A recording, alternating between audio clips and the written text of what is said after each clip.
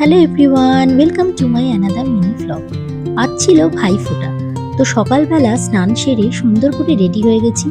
আজ পরেছি royal blue কালারের একটা পিওর মুর্শিদাবাদ সিল্ক, যেটা খুবই কমফোর্টেবল আর সারাদিন ওয়্যার করার জন্য একদম পারফেক্ট। আজ যাচ্ছি আমার ননদের বাড়ি। অর্ণব যেমন ওর দিদির কাছ থেকে ফোঁটা নেয়, তেমন আমিও আমার দাদা ভাইকে ফোঁটা দিই। বিয়ের পর এই সম্পর্কটা আমার কাছে একটা উপরি পাওনার মতো। এই দিনটার জন্যে আমরা সারা বছর ওয়েট করে থাকি। আজ রাস্তায় বেশ জ্যাম ছিল। রাস্তায় সবাই দেখছি কি সুন্দর সেজে গুজে ফোঁটা দেওয়া নেওয়া করতে যাচ্ছে। ওদের সাথে কথা বলতে বলতে আমরা প্রায় ওদের বাড়ি চলেই এসেছি।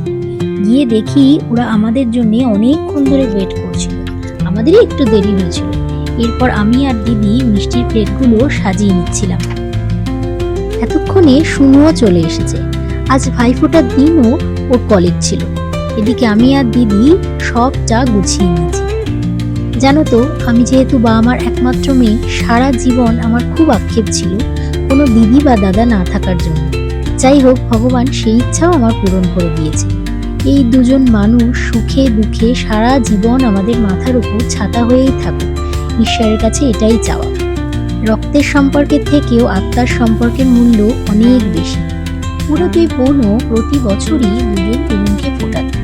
ফোটার পর্ব মিটতেই চললো গিফট দেওয়া নেওয়ার পর্ব। আজকে লাঞ্চে ছিল ভাত, ফিশ ব্যাটার ফ্রাই, ডাল, ডাবের শাঁস দিয়ে পটল চিংড়ি, ইলিশ মাছ, মাটন আর শেষ পাতে ছিল আমের চাটনি।